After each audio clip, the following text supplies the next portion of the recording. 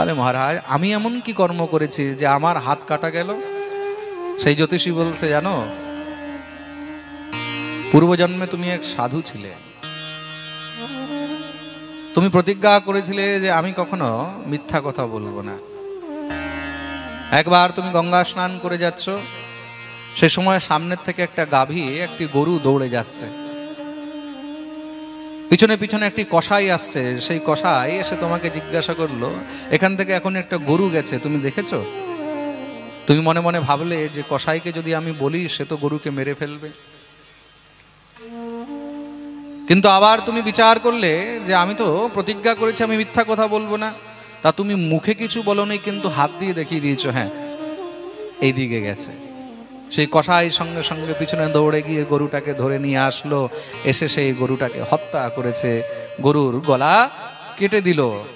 ওই যে তুমি হাত দিয়ে ইশারা করে দেখিয়েছো, এই জন্মে কিন্তু সেই গাভী, সেই গরুটাই কিন্তু রাজকুমারী হয়ে জন্মগ্রহণ করেছে।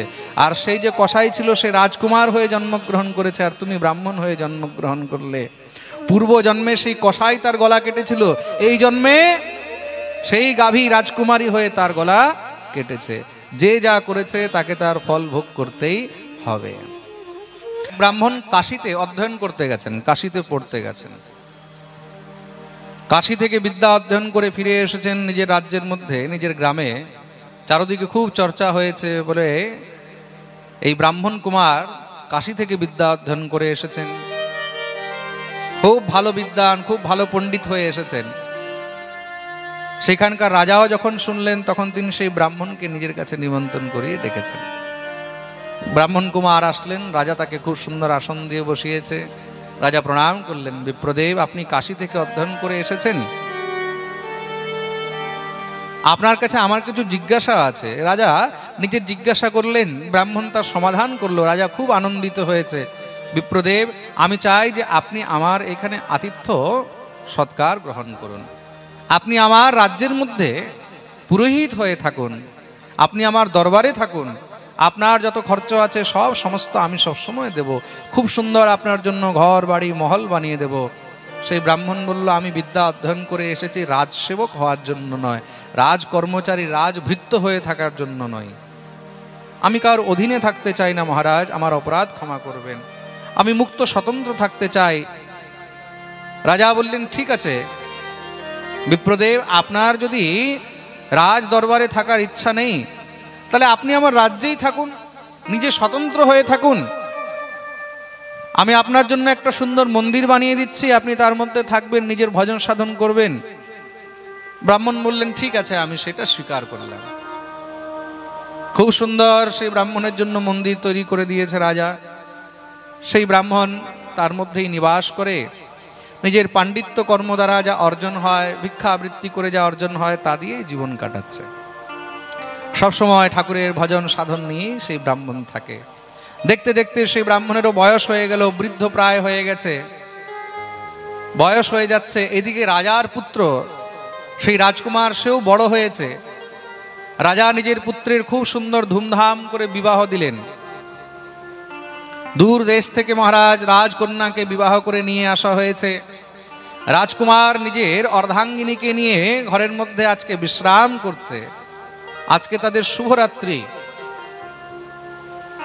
সেই কন্যা এখন নতুন জায়গায় এসেছে, নতুন ঘর, নতুন বাড়ি, নতুন জায়গা, নতুন পরিবেশ, রাত্রিতে তার ঘুম হচ্ছে না। রাজকুমার তো ঘুমিয়ে রয়েছে, কিন্তু সেই রাজকুমারী, তার সেই অর্ধাঙ্গিনী, তার সেই বধূ, তার আর ঘুম হচ্ছে না। মহলের মধ্যেই ঘোরাঘুরি করতে লেগেছে। হঠাৎ করে রাত্রির অন্ধকারে ঘুরতে ঘুরতে দেখছে যে বিছানার নিচে কোনো বস্তু চমকাচ্ছে, খুব সুন্দর চমক দিচ্ছে।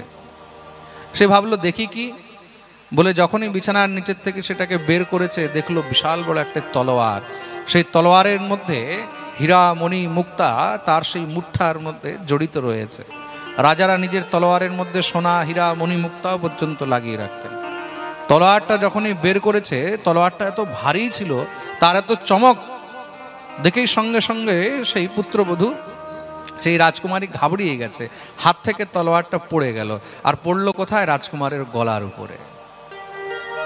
রাজকুমারের গলার উপরে তলোয়ার পড়তে সঙ্গে সঙ্গে তার মস্তক কেটে গেল, তার মৃত্যু হয়ে গেল।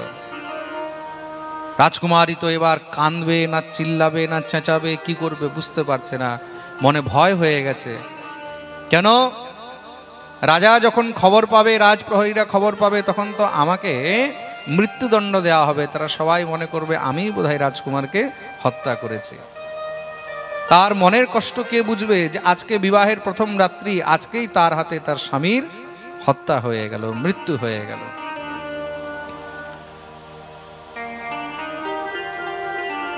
সে মহলের মধ্যেই বিচরণ করছে দুঃখে, বুঝতে পারছে না যে কি করব। হঠাৎ করে ব্রহ্ম মুহূর্তে দেখলো সেই মহলের পিছনে একটি কুয়া রয়েছে, কূপ।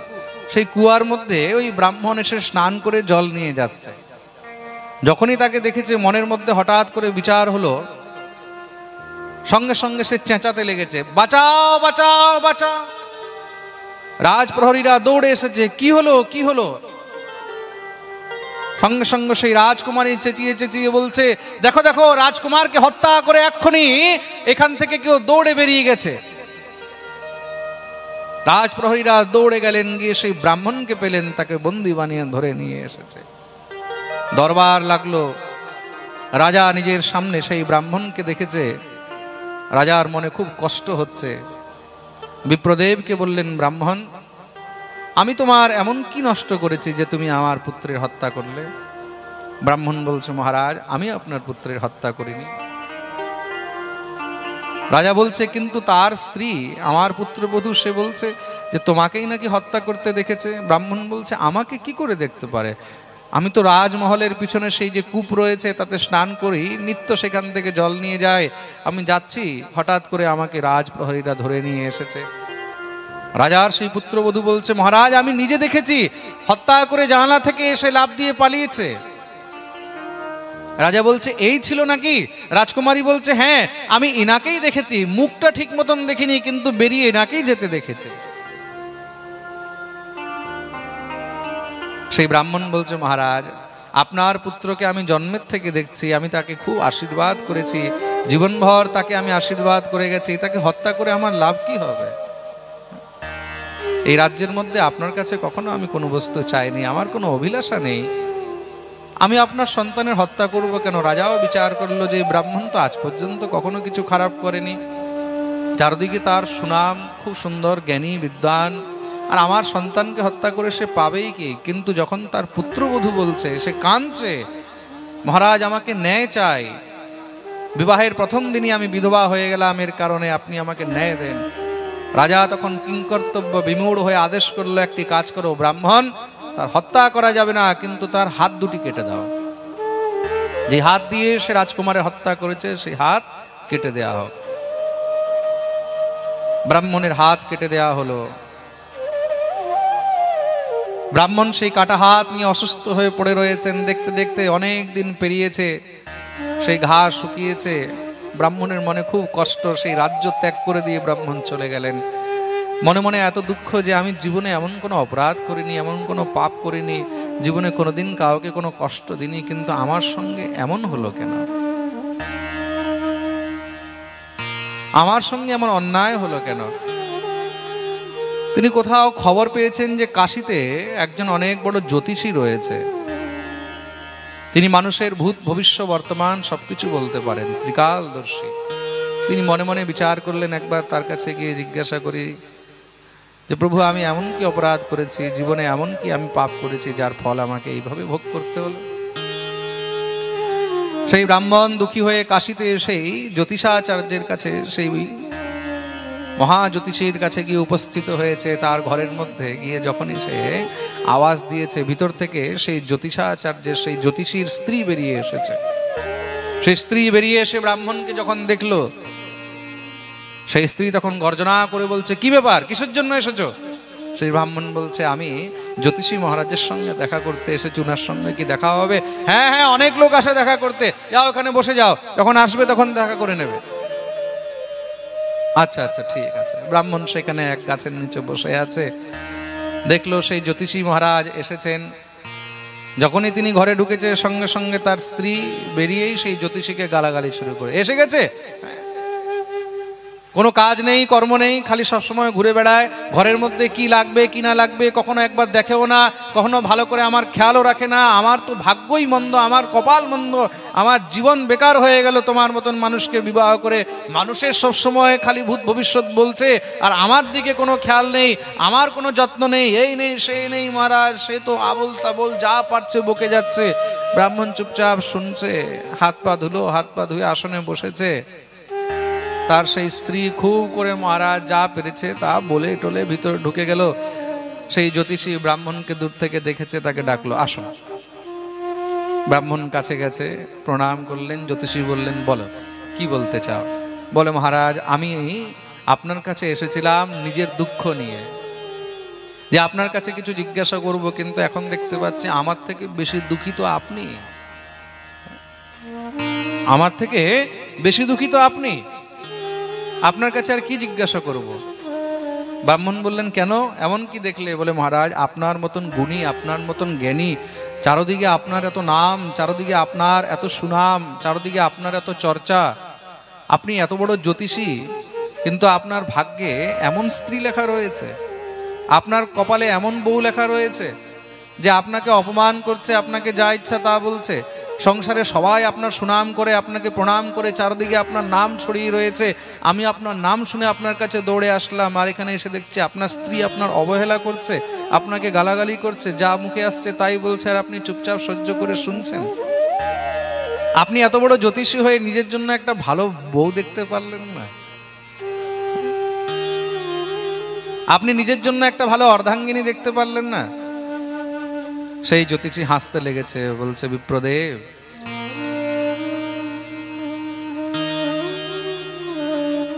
তুমি যা মনে করছো না তার জবাব শোনো। যাকে তুমি আমার স্ত্রী দেখতে পাচ্ছ না, আসলে সে আমার স্ত্রী নয়। তাহলে? বলে, সেটা হলো আমার প্রারব্ধ, সেটা হলো আমার কর্মের ফল। প্রেম সে বলো রাধে রাধে। এটা আমার স্ত্রী নয়, তাহলে এটা হলো আমার প্রারব্ধ, আমার কর্মের ফল। পূর্বজন্মে আমি এক কাক ছিলাম, আর এই যে আমার স্ত্রী আছে না, একটা গাধা ছিল। তার মালিক তাকে দিয়ে কাজ করাতো, কাজ করতে করতে মহারাজ দিনভর সে ক্লান্ত হয়ে যেত। যখনই একটু সময় পেত, ফাঁকা পেলেই সঙ্গে সঙ্গে সে একটা গাছের নিচে এসে বসে বিশ্রাম করত। তার পিঠের মধ্যে খুব বোঝা দেওয়া হতো, তো তা সেই বোঝা বইতে বইতে তার পিঠে একটু ঘা হয়ে গেছিল। আমি কাক ছিলাম, সেই গাছের উপরেই বসে থাকতাম। ওই ঘাটা দেখে আমার জিভ লপলপ করতে শুরু করে দিত। কাক তো, কাক কি হয়, ঘা দেখলে, কোথাও থুতু দেখলে, কপ দেখলে, কোথাও কিছু দেখলে সঙ্গে সঙ্গে দৌড়ে তার মধ্যে গিয়ে লাফ দেয়। তা আমি তার পিঠের মধ্যে বসে তার ঘায়ের মধ্যে ঠোঁট দিয়ে ঠক ঠক ঠক ঠক করতে থাকতাম। সে কষ্ট পেত, কষ্ট পেলে সঙ্গে সঙ্গে সে দৌড়ে এদিক ওদিক পালিয়ে যেত, কিছু বলতে পারতো না। গাধা তো, পশু তো, কিছু বলতে পারতো না। আমার খুব মজা লাগতো। সে যখন দৌড়াতো, আমি আবার গিয়ে তার পিঠের উপরে উঠে বসে যেতাম, আবার তার ঘায়ের মধ্যে ঠোঁট দিয়ে খুব করে ঠোকর মারতাম। দেখতে দেখতে তার ঘা আরো বেড়ে গেছে। এবার তো আমার খুব মজা লাগতে লেগে গেল। তাকে যেখানেই দেখি সেখানে আমি তার পিঠের উপরে গিয়ে বসে সেখানে তার ঘায়ের মধ্যে আবার সেই ঠোকর মারা শুরু করে দিই। ঠোকর মারতে মারতে একদিন তার হাড়ের মধ্যে আমার ঠোঁট ঢুকে গেছে। ওই যে হাড়ের মধ্যে ঠোঁট ঢুকেছে, আমি আর ঠোঁট বের করতে পারছি না, কষ্টে আমিও এবার তড়পাচ্ছি, সেও কষ্টে তড়পাচ্ছে। কার হাড়ের মধ্যে যদি কোনো জিনিস ঢুকে যায় তখন সে কেমন কষ্ট পাবে, সেও লাফাচ্ছে, কিন্তু আমিও আর বেরোতে পারছি না, সেও আমাকে বের করতে পারছে না। সঙ্গে সঙ্গে সে কি করলো, পাশের নদীর মধ্যে ঝাঁপ দিয়ে দিয়েছে। কাক তো, কাক জল দেখলে উড়ে যাবে, কিন্তু এখন আমি উড়বো কি করে? আমার তো ঠোঁট তার মধ্যে ঢুকে গেছে, আর আমি বের করতে পারছি না। সেই গাধা তো নির্বুদ্ধি, জলের মধ্যে আরো গভীরে চলে গেছে। যখন চলে গেছে সেই স্রোতের মধ্যে সেও বয়ে গেছে, আর আমিও তার সঙ্গে বয়ে গেলাম। দুইজনের মৃত্যু হয়ে গেল। পরজন্মে সে স্ত্রী হয়ে জন্মগ্রহণ করেছে, আর আমি ব্রাহ্মণ হয়ে জন্মগ্রহণ করলাম, আমি জ্যোতিষী হলাম। কিন্তু আমার প্রারব্ধে তার সঙ্গে যে আমার সঙ্গ লেখা ছিল, ওই যে প্রারব্ধের ফল লেখা ছিল তার জন্য তার সঙ্গে আমার বিবাহ হলো। ওই যে ঠোঁট ঢুকেছিল পূর্বজন্মে, আজ পর্যন্ত আর সেই ঠোঁট বের করতে পারলাম না। এই জন্মে সেই আমার স্ত্রী হলো আর আমি তার স্বামী হলাম। ওই যে পূর্বজন্মে আমি সবসময় তাকে ঠোকর মারতে থাকতাম, তাকে যে আমি নিজের জিহ্বা দিয়ে নিজের ঠোঁট দিয়ে কষ্ট দিতে থাকতাম, তার জন্য এই জন্মে সে আমাকে সবসময় নিজের বাণী দিয়ে নিজের মুখ দিয়ে কষ্ট দিতে থাকে, আর আমাকে চুপচাপ সব সহ্য করতে হয়, শুনতে হয়। সে যা বলছে আমাকে সব শুনতে হচ্ছে। বলে আপনি গুণগণ মেলাল না, বলে আমি সব মিলিয়েছি, তার সঙ্গে আমার গুণগণ সবকিছু মিলেছে। জ্যোতিষের সিদ্ধান্তের অনুসারে আমি দেখলাম যে সে আমার উপযুক্ত পাত্রী। ওই যে তার সঙ্গে আমার প্রারব্ধ লেখা আছে, গুণগণ সবকিছু মিলেছে, তার সঙ্গেই বিবাহ হয়েছে। কিন্তু ওই যে আমি যে এই কর্ম করেছি তার ফল আমাকে ভোগ করতে হবে, তার জন্য আজও সেই কর্মের ফল ভোগ করেই যাচ্ছি। তুমি যতই কুণ্ডলী মিলিয়ে নাও, তুমি যতই গুণগণ মিলিয়ে নাও, তোমার ভাগ্যে তোমার প্রারব্ধে যা লেখা আছে তোমাকে সেটা ভোগ করতেই হবে। প্রেম সে বলো রাধে রাধে।